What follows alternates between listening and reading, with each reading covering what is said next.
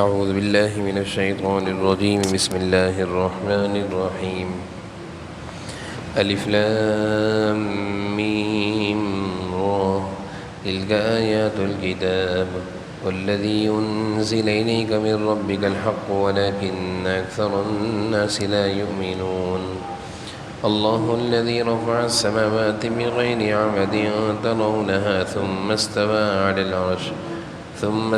على العرش وسخر الشمس والقمر كل يجري لأجل مسمى يدبر الأمر يفصل الآيات لعلكم بلقاء ربكم توقنون وهو الذي مد الأرض وجعل فيها رواسي وأنهارا ومن كل الثمرات جعل فيها زوجين اثنين يغشي الليل النهار إن في ذلك لآيات لقوم يتفكرون وفي الأرض قطع متجاورات وجنات من أعناب وزرع ونخيل سنوان وغير سنوان يسقى بماء واحد ونفضل بعضها على بعض في الأكل إن في ذلك لآيات لقوم يعقلون وإن تعجب فعجب قولهم أإذا كنا ترابا أإنا لفي خلق جديد أولئك الذين كفروا بربهم وأولئك الأغلال في أعناقهم وأولئك أصحاب النار هم فيها خالدون صدق اللہ العظیم۔ سورۃ الرعد کا درس چل رہا ہے۔ آج الحمدللہ سورۃ الرعد شروع ہو رہی ہے۔ اس سے پہلے سورہ یوسف، سورہ ہود، سورہ یونس اللہ تعالیٰ نے اس کو مکمل کروایا ہے۔ سورۃ الرعد کی شروع کی 5 آیتوں کی تلاوت ہوئی ہے۔ ان 5 آیتوں میں تقریباً وہی مضمون بیان کیا گیا ہے جو سورہ یونس کے شروع میں تھا۔ جن مضامین سے سورہ یونس کا آغاز ہوا تھا انہی مضامین سے ملتے جلتے مضامین ہیں جن سے سورہ رعد کا آغاز ہو رہا ہے۔ الف لام میم را تلک آیات الکتاب، یہ اللہ کی کتاب کی آیتیں ہیں۔ یہ جو قرآن کریم پڑھ کر سنایا جا رہا ہے یہ اللہ تعالیٰ کی آسمانی کتاب ہے، اس کی آیتیں ہیں۔ والذی انزل الیک من ربک الحق، جو کچھ تم پر تمہارے پروردگار کی طرف سے نازل ہوا ہے وہ برحق ہے۔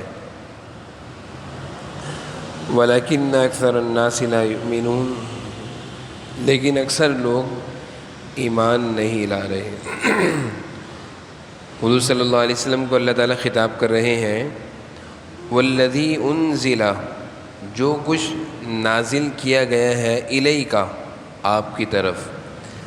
اللہ تعالیٰ نے آسمانوں سے قرآن کریم کے ذریعے سے جو کچھ بھی حضور صلی اللہ علیہ وسلم پر اتارا ہے الحق، وہ سب کیا ہے؟ حق ہے، سچ ہے۔ ولیکن اکثر الناس، لیکن اکثر لوگ اس بات کو مانتے نہیں ہیں۔ مشرکین ہیں، کافر ہیں، یہود و نصارہ ہیں، جو بھی اس قرآن کا منکر ہے اس کے بارے میں اللہ تعالیٰ فرما رہے ہیں اکثر الناس، اکثر لوگ لا یؤمنون، اس بات پر ایمان نہیں لاتے۔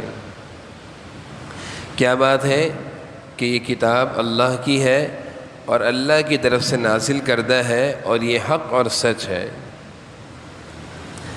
جب دلوں پر گمراہی کے، کفر کے سیاہی کے پردے چھا جاتے ہیں تو پھر یہی ہوتا ہے کہ اس کو صحیح بات سمجھ میں نہیں آتی۔ آگے اللہ تعالیٰ اپنی قدرت کو بیان فرما رہے ہیں۔ اللہ الذی، اللہ وہ ہے رفع السماوات، رفع معنی ہوتا ہے بلند کرنا، سماوات آسمانوں کو بلند بنایا، بغیر عمد، بغیر ستون، بغیر عمد بغیر ستون، بغیر پلر کے اتنی بڑی آسمان کی چھت اللہ تعالیٰ نے بنائی۔ تو یہ بھی تو اللہ تعالیٰ کی قدرت ہے۔ ہم چھوٹی سی چھت بغیر سہارے کی کھڑے نہیں کر سکتے، اس کے نیچے بیم، کالم، ستون، یہ ساری چیزیں آتی ہیں جس پر وہ چھت رکتی ہے، لیکن اللہ تعالیٰ نے اتنی بڑی چھت کو بغیر سہارے، بغیر ستون کے بنا کر اپنی قدرت کا اظہار کیا ہے کہ دیکھو میری قدرت۔ کوئی کر سکتا ہے ایسا؟ پھر کیوں نہیں مانتے اللہ کو؟ تو اللہ تعالیٰ اپنی قدرت کے طور پر اس بات کو ذکر فرما رہے ہیں، رفع السماوات بغیر عمد، آسمانوں کو بنایا اور بغیر ستون کے، ترونہا، جو تمہیں دکھتے ہیں۔ اللہ تعالیٰ فرما رہے ہیں جو تم دیکھتے بھی ہو، ترونہا، جو تمہیں نظر آ رہے ہیں، اللہ کی قدرت کے مناظر ہم دن رات میں دیکھتے بھی ہیں لیکن پھر بھی یقین نہیں کرتے، پھر بھی اللہ کی قدرت اور عظمت ہمارے دلوں میں نہیں آتی۔ ثم استوى علی العرش، اور پھر اللہ تعالیٰ عرش پر جا کر ٹھہر گئے، یعنی اللہ تعالیٰ نے اپنے لیے اپنی مسند کو مقرر کیا ہے، وہ عرش اس مسند کا نام ہے۔ اب وہ اللہ کی شان کے مطابق ہے۔ جیسے میری سیٹ چھوٹی کیونکہ میں چھوٹا، بادشاہ کا تخت بڑا کیونکہ وہ بڑا، اس کی شان، اللہ کا عرش اللہ کی شان کے مطابق۔ ہم اس کے بارے میں کوئی نظیر نہیں بنا سکتے کہ ایسا ہوگا ایسا ہوگا، نہیں بھائی، اللہ کا عرش اللہ کی شان کے مطابق۔ تو ثم استوى علی العرش، اللہ تعالیٰ ان چیزوں سے، یہ چیزیں جب اللہ کے حکم سے بن کر سامنے آ گئی تو پھر اللہ تعالیٰ اپنے عرش پر جا ٹھہرے۔ اور پھر وسخر الشمس والقمر، اور پھر اللہ تعالیٰ نے سورج اور چاند کو کام پر لگا دیا۔ شمس اور قمر، یہ ایک نظام چل رہا ہے نا، اگر سورج رک جائے اور اعلان ہو جائے آج سورج 2 گھنٹے لیٹ نکلے گا تو نظام دنیا دھرم برہم ہو جائے گا۔ اللہ تعالیٰ نے ایک ایک چیز کا نظام بنایا ہوا ہے، سورج اپنے وقت پر نکلتا ہے، چاند اپنے وقت پر نکلتا ہے، پورا نظام سورج کے تحت چل رہا ہے۔ کل یجری لاجل مسمی، اللہ تعالیٰ فرما رہے ہیں ہر چیز ایک معین میعاد تک کے لیے رواں دواں ہے۔ کل یجری، تمام چیزیں، یجری چل رہی ہیں، سارا نظام چل رہا ہے، لاجل مسمی، ایک مقررہ مدت تک کے لیے، مسمی مقررہ، لاجل مقررہ مدت تک کے لیے۔ اللہ کو معلوم ہے کب تک یہ دنیا قائم ہے، کب تک سورج کہاں سے نکلتا ہے، مشرق سے نکلتا ہے۔ جب دنیا ختم کرنے کا اللہ تعالیٰ ارادہ فرمائیں گے تو پھر سورج مغرب سے آئے گا۔ اب اللہ کو معلوم ہے کہ کب تک سورج نے مشرق سے نکلنا ہے، کب تک یہ آسمان قائم ہے، کب تک چاند اور ستارے چمک رہے ہیں، اور کب ایسا دن آئے گا کہ سورج بھی ختم، آسمان بھی پھٹ، ستارے بھی گرتے ہوں گے، وہ قیامت کا دن ہوگا۔ لیکن اس وقت تک اللہ تعالیٰ نے ان ساری چیزوں کو کام میں لگایا ہوا ہے۔ پھر اللہ تعالیٰ فرما رہے ہیں یدبر الامر، تمام کاموں کی تدبیر، یدبر الامر، کاموں کی تدبیر، یعنی کاموں کو چلانے والا اللہ ہے۔ یدبر الامر، وہی تمام کاموں کی تدبیر کرتا ہے۔ یفصل الآیات، اور وہی اللہ ہے جو یہ نشانیاں تمہیں کھول کھول کر بیان کرتے ہیں۔ یہ آیتیں، یہ نشانیاں، یہ آسمان و زمین اور سورج کا نظام اللہ کھول کھول کر بیان فرماتے ہیں۔ کیوں؟ لعلکم بلقاء ربکم توقنون، تاکہ تمہیں اس بات کا یقین آ جائے، توقنون، تاکہ تم اس بات کا یقین کر لو، توقنون معنی یقین کر لو کہ بلقاء، کیا مطلب؟ ملاقات، لقاء ملاقات، ربکم، اللہ تعالیٰ سے ایک دن ملنا ہے، دنیا ختم ہو جائے گی، نظام سارا دھرم برہم ہو جائے گا اور سب نے اللہ سے ملنا ہے۔ دنیا میں کسی نے ہمیشہ نہیں رہنا، نہ دنیا نے ہمیشہ رہنا ہے، نہ ہم نے رہنا ہے، نہ اس دنیا نے رہنا ہے۔ ہم پہلے چلے آئیں گے، دنیا اپنے وقت پر ختم ہوگی، اللہ کو معلوم ہے کہ ختم ہوگی، لیکن اللہ سے ملاقات، اللہ کا سامنا، اللہ کے سامنے کی پیشی سب نے کرنی ہے۔ تو اللہ تعالیٰ یہ ساری چیزیں کھول کھول کر کیوں بیان فرما رہے ہیں؟ تاکہ ہمیں اللہ تعالیٰ کی پیشی کا یقین آ جائے اور اس کی تیاری میں لگ جائیں۔ بھائی جس آدمی کو اس بات کا یقین ہوگا کہ میں نے فلاں جگہ اپنی جاب کے لیے انٹرویو دینا ہے تو جب ہی تیاری کرے گا نا۔ جب کسی کو پتہ ہوگا میرا فلاں دن پرچہ ہے تو جب اس کو یقین آ جائے گا میرا پرچہ ہے جب ہی تیاری کرے گا۔ تو اسی طرح جب ایمان والوں کو اللہ سے ملاقات کا یقین ہوا کہ جانا ہے، اللہ کے پاس جانا ہے، تبھی تو تیاری کریں گے۔ آگے اللہ تعالیٰ فرما رہے ہیں اور مزید اللہ تعالیٰ اپنی قدرتوں کو بیان فرما رہے ہیں۔ ہر صورت کے آغاز میں اللہ تعالیٰ اپنا تعارف کراتے ہیں، اللہ تعالیٰ اپنا تعارف خود کراتے ہیں، اور اللہ تعالیٰ اپنا تعارف اپنی نعمتوں سے کراتے ہیں، نشانیوں سے کراتے ہیں کہ دیکھو میری چیزوں کو دیکھو کہ میرا تم پر کیسے کیسے۔ جیسے ایک والد اپنے بیٹے کے سامنے اپنی عظمت بٹھانے کے لیے اور اپنی قدردانی کے لیے کیا کہتا ہے کہ میں نے تم پر کتنی محنت کری، بچپن سے تمہیں اٹھایا پڑھایا لکھایا، آج تم اس قابل ہو اور تم میرا خیال یا میری قدر نہیں کرتے۔ تو ایک والد اپنے بیٹے کو اپنی قدر و عظمت پر اپنی نعمتوں کے ذریعے سے لا رہا ہوتا ہے۔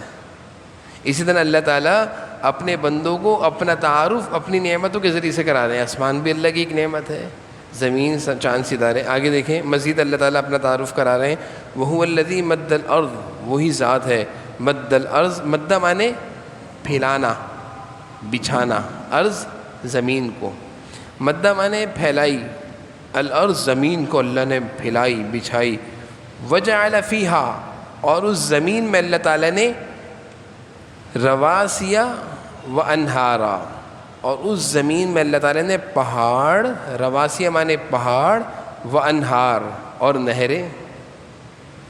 دیکھیں نا پہاڑ کا مقصد کیا تھا کہ زمین کو جب اللہ تعالیٰ نے سمندر پر بچھایا تو یقینی بات ہے کہ پانی کے اوپر جب زمین بچھے گی تو ہلے گی، زمین ہلنے لگی۔ اللہ تعالیٰ نے پہاڑوں کو بطور کیل کے گاڑ دیا۔ جیسے ہم کسی چیز کو روکنے کے لیے کیا کرتے ہیں، کیل ٹھوک دیتے ہیں، جب کیل ٹھکتی تو وہ چیز پکی ہو جاتی ہے۔ اللہ تعالیٰ کا نظام دیکھیں، زمین کو روکنے کے لیے اللہ تعالیٰ نے پہاڑوں کو گاڑا۔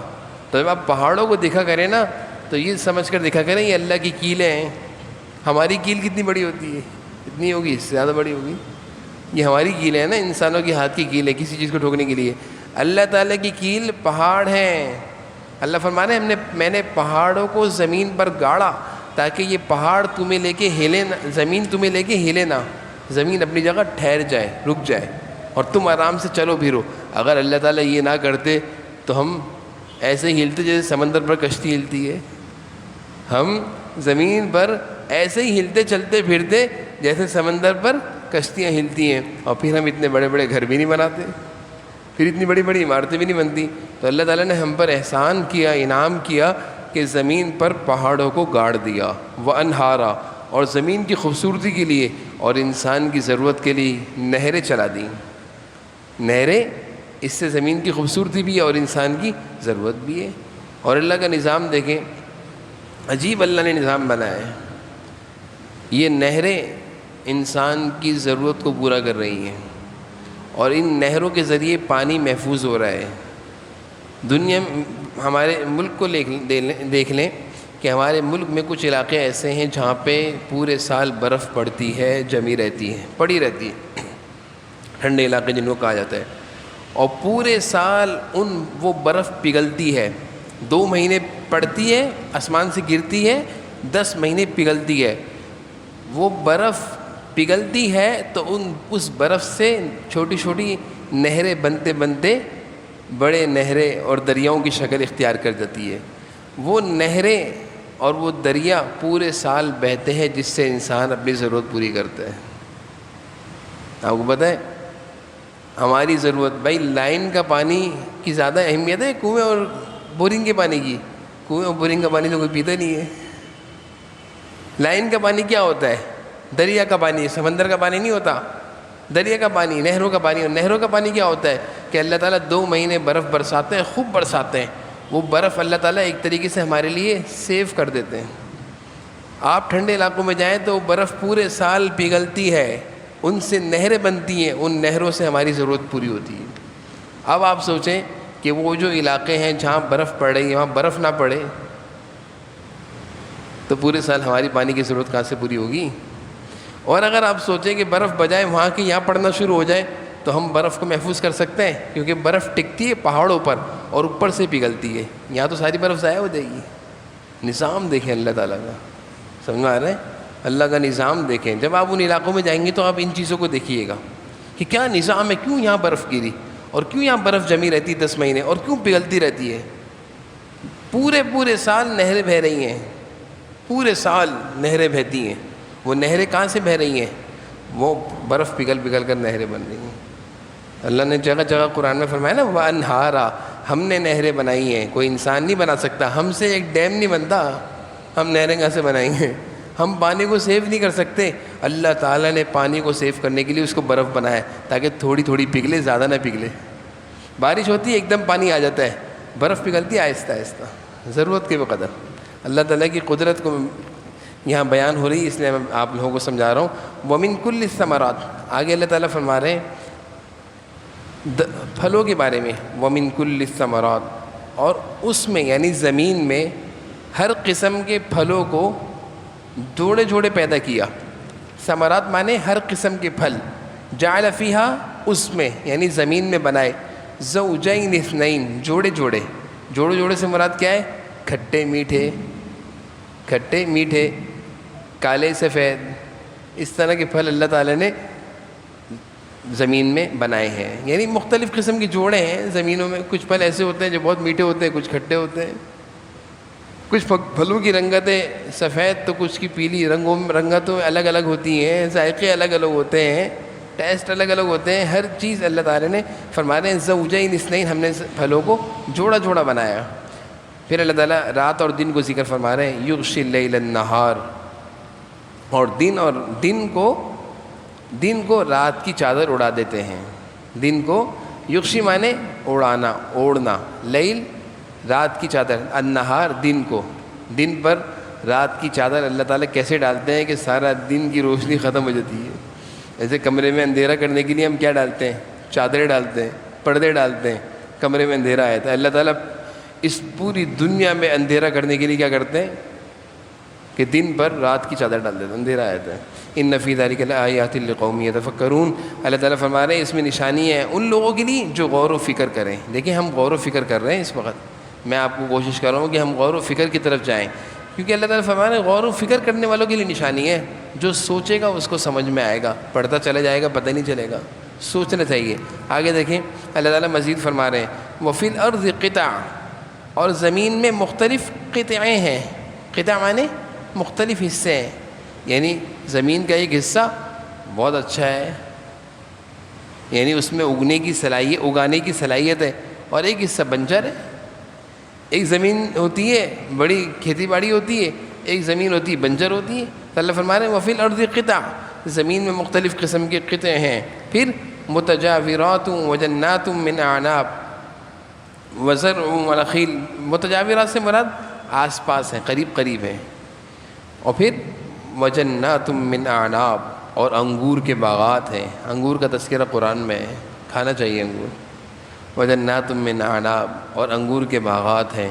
وزرع ونخیل صنوان، وزر معنی کھیتیاں ہیں، کھیتیوں سے مراد مختلف قسم کی کھیتیاں۔ وزرع ونخیل، اور کھجور کے درخت ہیں۔ سنوان وغیر سنوان، سنوان وغیر سنوان کی مراد یہ ہے کچھ درخت ایسے ہیں جو تنے والے ہیں اور کچھ ایسے ہیں جو بغیر تنوں کے ہیں۔ مراد کھجور کا درخت ایک ہی تنے پہ کھڑا ہوتا ہے، اور آم کا درخت کئی شاخیں کئی تنوں میں پھیل جاتا ہے۔ یہ اللہ کی قدرت ہے نا، ایک درخت سیدھا ہے اور ایک درخت کی کئی شاخیں ہیں، یہ اللہ تعالیٰ کی قدرت کی نشانی ہے۔ تو اللہ تعالیٰ فرما رہے ہیں سنوان وغیر سنوان، کچھ درخت ایسے ہیں جو تنے والے ہیں اور کچھ ایسے ہیں جو سیدھے کھڑے ہیں۔ یسقا بماء واحد، سب ایک ہی پانی سے سیراب ہوتے ہیں، سب ایک ہی پانی سے سیراب ہوتے ہیں۔ ونفصل بعضها على بعض في الأكل ونفضل بعضها على بعض في الأكل، اور ان میں سے کسی کو ذائقے میں دوہرے فوقیت دے دیتے ہیں۔ اللہ تعالیٰ فرما رہے ہیں ایک ہی پانی سے سیراب ہوتے ہیں، بارش کے پانی سے ذائقے میں مختلف ہوتے ہیں، کچھ بہت میٹھے ہوتے ہیں، کچھ بہت کھٹے ہوتے ہیں۔ وَنُفَضِّلُ بَعْضَهَا عَلَى بَعْضٍ فِي الْأُكُلِ کا مطلب یہی ہے کہ کھانے میں ایک کو دوسرے پر فوقیت حاصل ہے، ایک کو دوسرے پر فوقیت حاصل ہے، ذائقے میں الگ الگ ہیں۔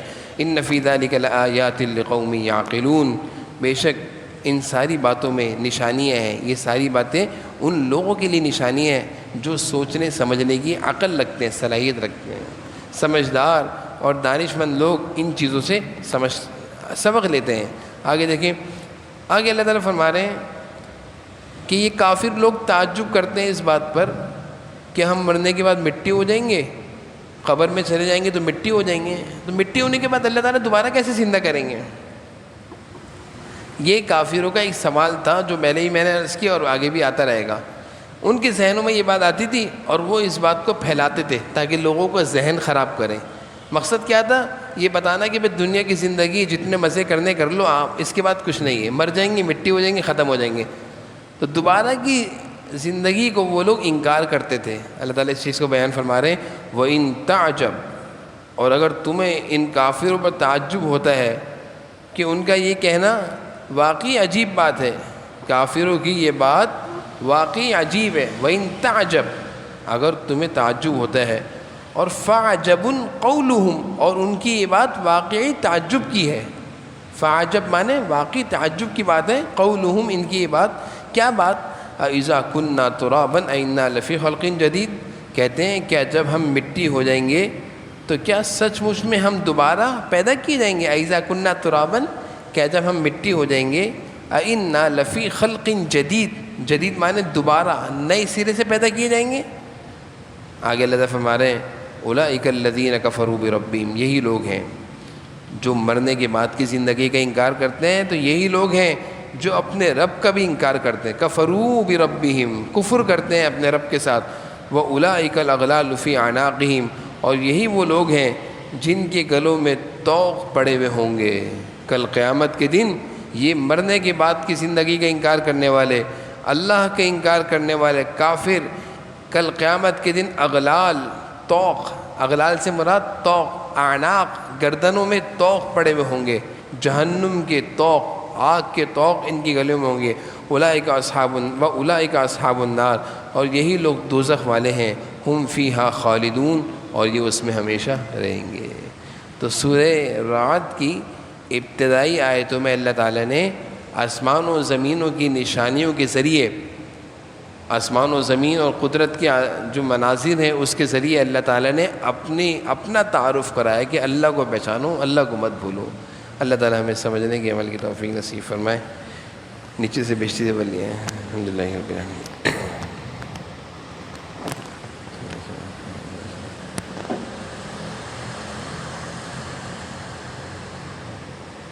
صلی اللہ تعالیٰ علی خیر خلقہ محمد رحمۃ اللہ۔